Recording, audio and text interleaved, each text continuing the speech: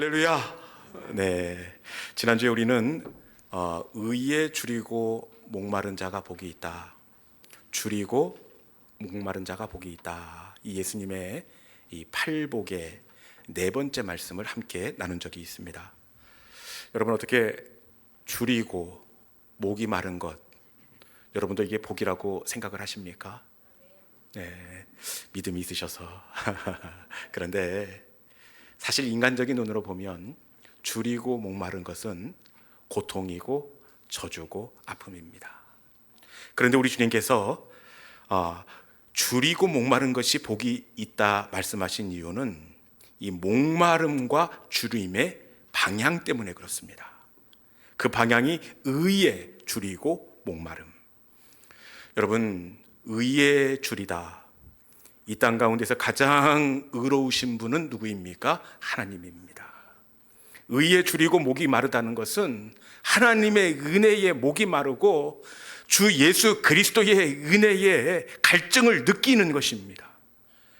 여러분, 이때 우리 하나님은 배가 부를 것이며 만족함을 주시는 하나님이 되시는 줄로 믿습니다. 그런데 요즘은 대부분의 성도들이 하나님으로 목말라 하지 않습니다. 그렇지 않습니까? 그런데 여러분, 우리가 언제부터 그랬다고 이제는 세상의 것에 목이 마르고 내 삶의 형편에 관심이 있습니다. 그런데 믿음은 항상 하나님에 대하여 갈증을 느끼고 갈망하는 것이 되는 줄로 믿습니다. 언제부터 그랬다고 이 이야기를 꺼내면 저의 부끄러운 이 에피소드 하나가 떠오르는데, 지금 우리 집 형편이 그래도 조금은 괜찮습니다. 그런데 불과 얼마 전까지 신학교 다닐 때만 하더라도 참 어렵고 힘이 들었습니다. 사모가 학교에 가서 이렇게 월급을 받아서 아이 셋 유치원에 보내고, 그리고 큰애기는 신학교에 보내고, 여러분, 책가방이 4개니 얼마나 힘이 들었겠습니까? 그러다가 우리 집 형편이 제가 전임 사역을 영락교회에서 시작하면서 조금 나아졌습니다. 그때 소소한 저의 기쁨 중에 하나가, 당시에 스타벅스가 없었는데 그 중구 우리 교회 앞에 스타벅스가 이렇게 들어온 거예요. 야, 그 학교 신학교 앞마당에 있는 율무차 자판기 커피 먹다가 스타벅스 커피를 먹으니까 신세계인 겁니다, 이게. 그래서 동기 전도사님들하고 점심을 먹고 스타벅스에 가서 꼭 이렇게 후식으로 커피를 마십니다. 그러다가 그 컵을 제가 잘 정리를 했어야 되는데 제 승용차에 놓고 우리 큰아이 한결이가 유치원을 다녔던 것 같은데 그 아이가 스타벅스 컵을 보면서 아빠 이거 뭐예요? 그러는 거예요. 그래서 야야, 이제 우리 매일은 아니어도 가끔씩 요거 한 장 정도는 먹을 수가 있어. 그랬더니 이 아이가 하는 말이, 아빠 우리가 언제부터 이랬다고 그래요? 아빠 언제부터 우리가 이랬다고 그래요? 여러분, 뒤통수를 큰 망치로 얻어맞은 것 같았습니다. 언제부터 그랬다고. 여러분, 우리가 언제부터 그랬다고. 하나님 아니면 죽을 것 같았던 우리 아닙니까? 그런데 언제부터 그랬다고 세상의 것, 나의 안락에 목말라 하는 우리의 믿음이 지금 이 상황까지 오게 되었다는 겁니다. 여러분, 믿음은 하나님으로 목마른 것이 되는 줄로 믿습니다. 젖된 아이가 엄마 아니면 죽을 것처럼 몸부림치듯이 그 유치원에 아이 처음 떨어뜨려 놓으면 엄마 없으면 죽을 것처럼 그렇게 발버둥을 치지 않습니까? 믿음은 하나님이 아니면 죽을 것처럼 목말라 하는 것, 이것이 바로 믿음입니다. 이 시간에 다시금 우리의 신앙이 하나님으로 갈망하고 목말라지는 은혜의 시간이 될 수 있기를 주님의 이름으로 축원합니다. 오늘 본문은 예수님의 팔복 말씀 중 이 5번째 말씀이 시작하는 대목입니다. 예수님의 팔복은 네 가지가 더해져서 팔복이 되는데, 먼저 4가지는 이 방향이 하나님을 향해 있습니다. 심령이 가난한 자, 의에 줄이고 목마른 자, 애통하는 자, 이 방향이 하나님을 향해 있다면 나머지 네 가지는 세상을 향해서, 사람들을 향해서 어떤 동목을 가지고 살아야 하는지 방향이 달라지게 되어 있습니다. 오늘은 이 세상 속에서 믿음의 사람이 어떤 덕목을 마음속에 품고 살아야 되느냐, 이것을 시작하고 있는 대목인데, 우리 마태복음 5장 7절에 있는 말씀 같이 한번 읽어보도록 하겠습니다.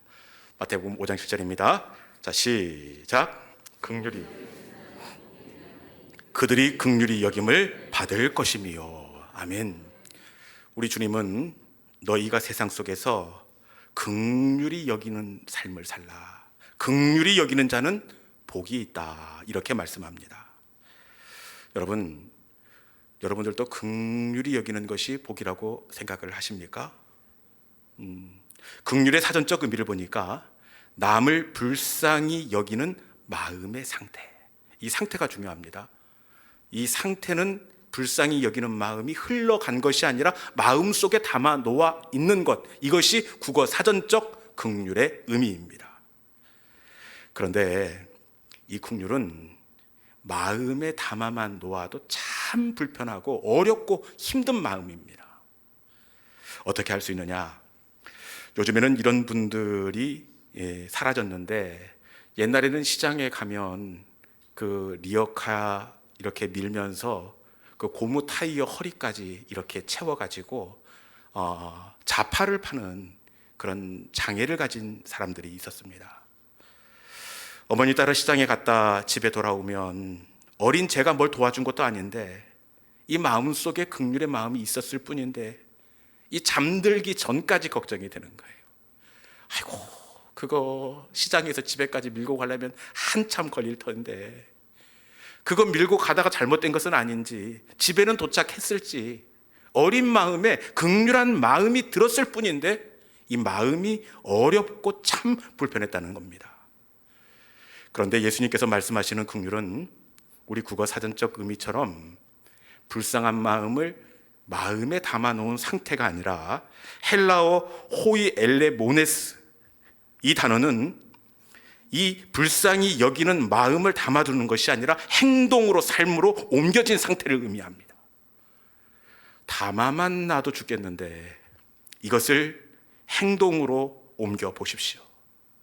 연약한 사람을 도와주고 가난한 사람에게 내 것을 나눠줘야 합니다. 이것이 예수님이 말씀하시는 긍휼입니다. 그러면 경제적으로 손해가 날 것이 분명합니다. 그리고 이렇게 긍휼을 흘려보낸 사람 보면 대부분 꼭 없는 분들이 또 이렇게 긍휼을 흘려보냅니다. 없는 분들이 빠듯한 살림에 흘려주고 나면 어떻게 되겠습니까? 내 주머니가 덜어지게 되어 있고 내가 누릴 수 있는 것들이 줄어들게 되어 있습니다. 여러분, 상식적으로 봐도 긍휼은 복입니까? 손해입니까? 손해예요. 그리고 긍휼이 복이 될 수 없는 진짜 이유가 있는데, 이 긍휼은 단순히 물질적 도움이 옮겨간 것뿐만 아니라 관용과 용서를 포함하고 있기 때문에 그렇습니다. 물질을 흘려보내는 긍휼 어렵지만 그래도 할 수 있습니다. 그런데 어떻게 관용과 용서를 흘려보낼 수가 있겠습니까? 내 가슴에 대못을 받고 내 새끼 눈에 피눈물을 나게 한 그 사람을 어떻게 용서하고 긍휼히 여길 수가 있겠습니까? 긍휼은 복이 아니라 억울한 일이고 내 가슴에 피멍이 드는 일이 바로 긍휼입니다. 그런데 왜 이런지 모르겠어요.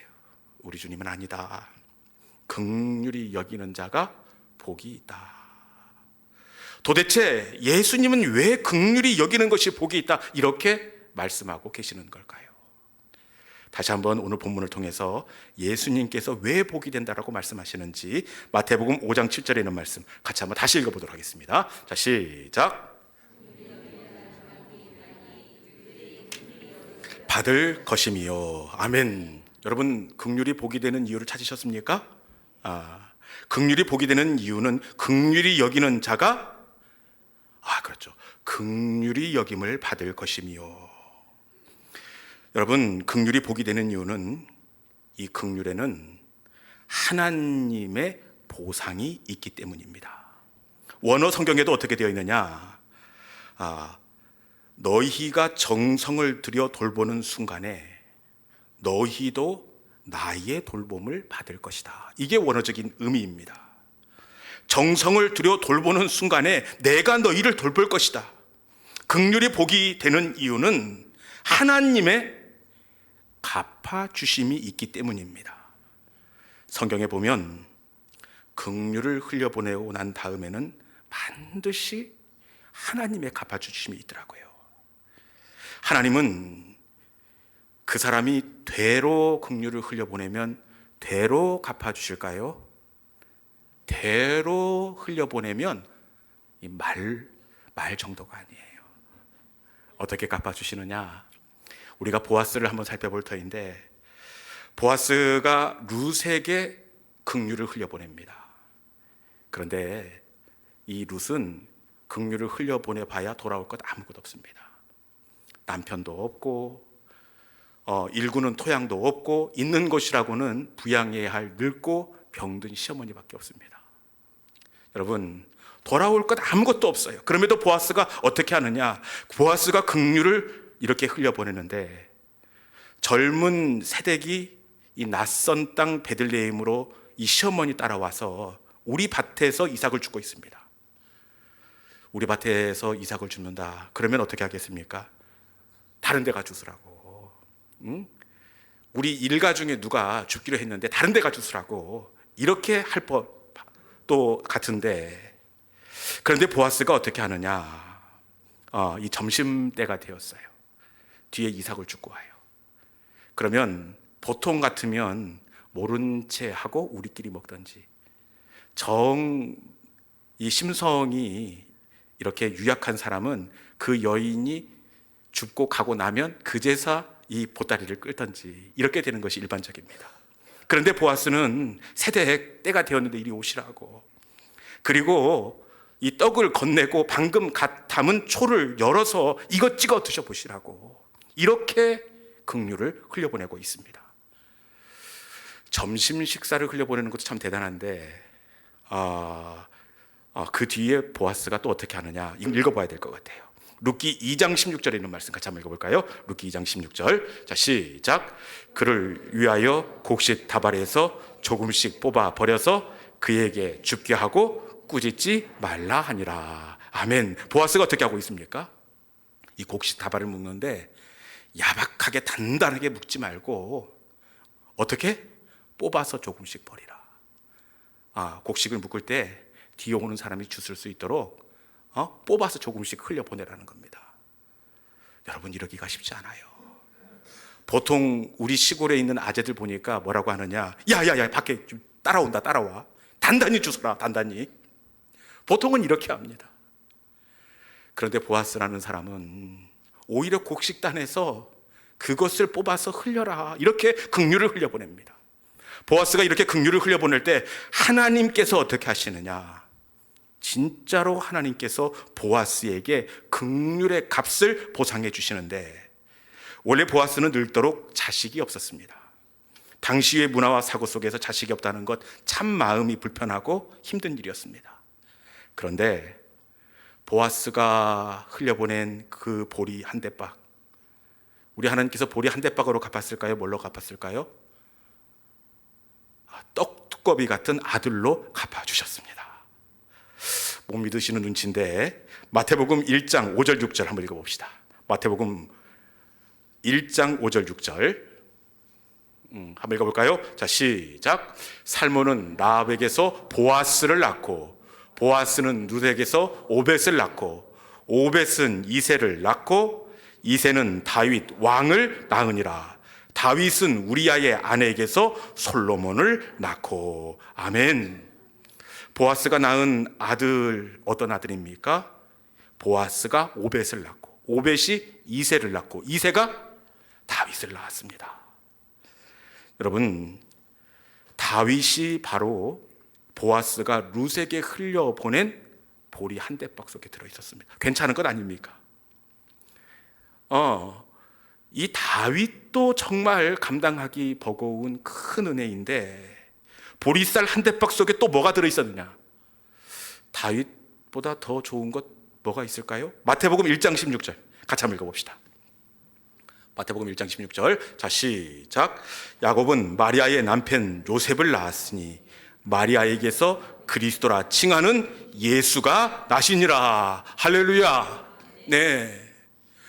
보아스가 누굴 낳고 그러다가 마지막에는 그 후손 가운데 그리스도라 칭하는 예수가 나셨다는 사실입니다. 룻에게 보리 한 대박 흘려보냈을 뿐인데 하나님은 보아스가 상상하지도 못했던 은혜와 복으로 갚아주시는 하나님이 되신 줄로 믿습니다. 전에 사역하던 교회에 비슷한 일이 있었는데 물론 예수님이 나시고 그러진 않았습니다.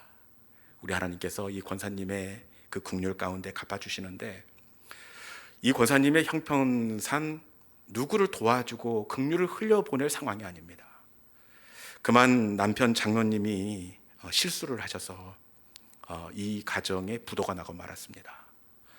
부도가 나서 빚 갚는데도 이 살림이 쪼달립니다. 그런데 이때 왜 이런 생각을 하셨는지 모르겠는데 이 권사님이 주변에 홀로 계시는 어르신들, 가난한 이웃들에게 이 반찬을 만들어서 이 서비스하는 그 긍휼 사역을 시작을 하셨습니다. 이렇게 되면 누가 긴장을 할까요? 물론 저도 긴장을 하지만 하나님이 긴장을 해요. 하나님이 저거 왜 저러냐 하면서 하나님께서 긴장을 하십니다. 그런데 권사님께서 어려운 중에도 긍휼을 흘려보내실 때 하나님께서 약속의 말씀대로 갚아주시는데 어떻게 갚아주시느냐? 하나님은 이 집 아들들의 믿음으로 반찬 흘려보낸 것을 갚아주시더라고요. 이 집의 아이들이 삼형제입니다. 그런데 이 삼형제가 얼마나 뜨겁던지 제가 지금까지 사역하면서 이렇게 뜨거운 아들들을 만나본 적이 없습니다. 그리고 하나님은 흘려보냈던 그 반찬을 믿음으로 갚아주셨을 뿐만 아니라 아이들의 직장으로 갚아주시는데 큰아들은 교원대를 졸업해 교편을 잡게 하셨고 둘째는 외국어 대학을 졸업하고 철강 회사에 입사하게 하셨고 셋째는 지금 성실히 미래를 준비하고 있습니다. 여러분, 긍휼히 여기는 자는 긍휼히 여김을 받을 것이다.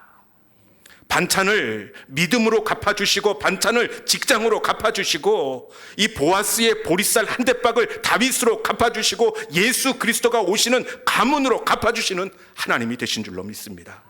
긍휼에는 반드시 하나님의 갚아주심이 있고 긍휼을 흘려보내는 자를 하나님은 결코 잊지 아니하시는 하나님이 되시는 줄로 믿습니다. 그러면 긍휼을 그 사람에게 흘려보내는데 왜 하나님이 갚아줄까요? 아니, 은혜를 입은 것은 이분인데 이분이 나에게 갚아줘야지. 그런데 말씀해 보면 항상 하나님이 갚아주세요. 왜 그러느냐? 그것은 이 긍휼은 그 사람이 빌려간 것이 아니라 하나님이 빌려가신 것이기 때문에 그래요. 여러분, 하나님의 자녀가 빌려가면 그 자녀가 갚을 능력이 안 돼요. 그러면 누가 빌려간 겁니까? 아버지가 빌려간 거예요. 아버지가 갚아주게 되어 있습니다. 이게 제 논리가 아니라 말씀도 이렇게 되어 있는데 잠언 19장 17절에 있는 말씀 같이 봅시다. 잠언 19장 17절. 자, 시작. 가난한 자를 불쌍히 여기는 것은 여호와께 꾸어드리는 것이니 그의 선행을 그에게 갚아 주시리라. 아멘. 다시 한번 읽어봅시다. 가난한 자를 긍휼히 여기는 것, 긍휼을 베풀어 주는 것, 그것이 어떤 의미가 있는지 다시 한번 읽읍시다. 자, 시작. 가난한 자를 불쌍히 여기는 것은 여호와께 꾸어드리는 것이니 그의 선행을 그에게 갚아 주시리라. 아멘. 가난한 자를 불쌍히 여기는 것을 뭐라고 말씀하십니까? 여호와께 꾸어드리는 것이니. 가난한 자에게 긍휼을 베푸는 것을 가난한 자에게 흘려보내는 것이라 이렇게 말씀하지 않고 여호와께 꾸어드리는 것, 다른 번역 성경에서 여호와께 빌려 가신 것이다 이렇게 되어 있습니다. 긍휼은 하나님이 내게 빚을 지는 것입니다. 그렇기에 긍휼을 흘려보내면 하나님이 빚을 지셨기에 하나님은 내가 흘려보낸 긍휼보다 더 풍성하고 더욱 넉넉한 은혜들로 되돌려 주시는 하나님이 되시는 줄로 믿습니다. 신명기에서도 이것을 분명하게 말씀하고 있는데, 신명기 24장 19절에 있는 말씀, 하나님께서 빌려가신 것이고 하나님께서 갚아주신다. 우리 같이 말씀을 읽어보도록 하겠습니다. 시작. 내가 밭에서 곡식을 벨 때에 그 한 뭇을 밭에 잊어버렸거든. 다시 가서 가져오지 말고 나그네와 고아와 과부를 위하여 남겨두라. 그리하면 내 하나님 여호와께서 내 손으로 하는 모든 일에 복을 내리시리라. 아멘. 어떻게 되어 있습니까? 남겨두라. 곡식도 남겨두고 그 다음 절에는 무화과도 다 야박하게 털지 말고 남겨두고 포도, 송이도 남겨두라, 이렇게 말씀합니다. 그리하면 내 하나님 여호와께서 내 손으로 하는 모든 일에 복을 주시리라. 하나님께서 갚아주시고 하나님께서 되돌려 주시겠다, 이렇게 말씀하고 있습니다. 긍휼은 하나님이 내게 빚을 지는 것이고, 그렇기에 하나님께서 더 후한 은혜들로 더 넉넉함으로 채워주시는 보상이 있습니다. 이것을 아는 사람은 기회가 있는 대로 긍휼을 흘려보냅니다. 여러분, 이것을 아는 사람은 기회가 왔을 때 이것을 낭비라고 생각하지 않고 기회라고 생각을 합니다. 전에 있던 교회에 이런 긍휼의 사역이 필요할 때마다, 목사님 그거 제가 하겠습니다, 누구 하지 마십시오. 선교사님이 오셔도, 목사님 그 선교사님 저녁 식사는 제가 할 겁니다. 여러분, 그분이 긍휼로 흘려보낸 것은 갈비탕 그리고 잘 차려진 저녁 식사, 그 정도지만, 여러분, 선교사님이 갚는 것이 아니라 하나님께서 그 가정에 그 긍휼을 갚으실 때는 더 넉넉하고 풍성하고 상상하지도 못한 은혜와 복으로 갚으시는 하나님이 되시는 줄로 믿습니다. 지혜는 이것을 아는 거예요. 긍휼은 하나님이 꾸어가는 것이고 하나님께서 더욱더 풍성한 은혜들로 갚으신다는 것을 아는 성도가 바로 지혜로운 성도입니다. 여러분, 긍휼을 흘려보내는 성도가 될 수 있기를 주님의 이름으로 축원합니다. 우리 교회도 움켜쥐는 교회가 아니라 손을 펴는 교회가 될 수 있기를 축원합니다. 하나님은 어떤 교회를 축복하시느냐? 긍휼을 흘려보내는 교회를 축복하십니다. 우리 교회가 주변에 있는, 그리고 해외에 있는 긍휼이 필요한 그곳에 손을 넓게 펴서, 그리고 하나님의 그 보상과 은혜들을 받고 더 힘있게 긍휼의 사역을 감당하는 우리 교회가 될 수 있기를 주님의 이름으로 축원합니다. 이 시간에 주신 말씀을 기억하면서, 하나님, 해처럼 달처럼 그렇게 긍휼을 흘려보내는 성도가 되기를 소망합니다. 이 시간에 우리의 마음을 담아서 예수님처럼 바울처럼, 낮엔 해처럼 밤엔 달처럼 그렇게 긍휼을 살아내는 성도가 되게 하여 주옵소서. 우리 함께 찬양하도록 하겠습니다.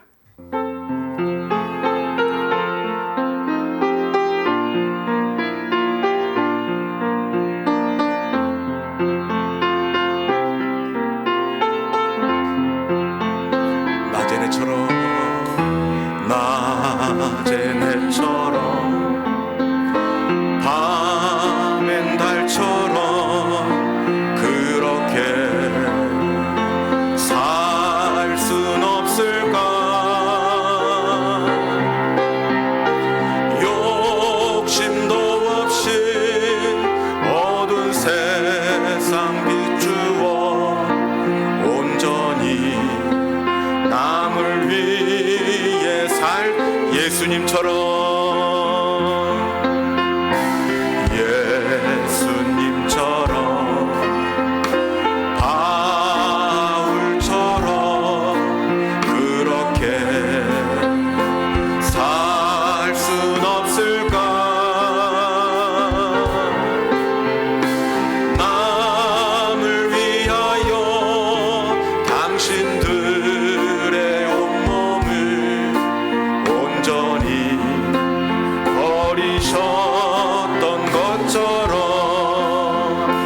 나의 일생에